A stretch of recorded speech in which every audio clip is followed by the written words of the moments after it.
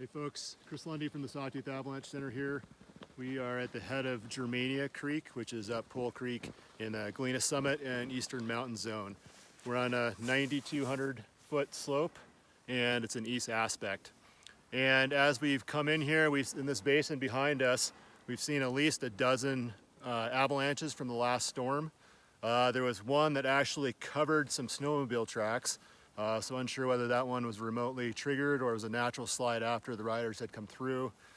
But what I wanted to talk about here is the danger is still considerable in this zone, and people might be thinking like, we haven't got snow in over a week, why is it still considerable?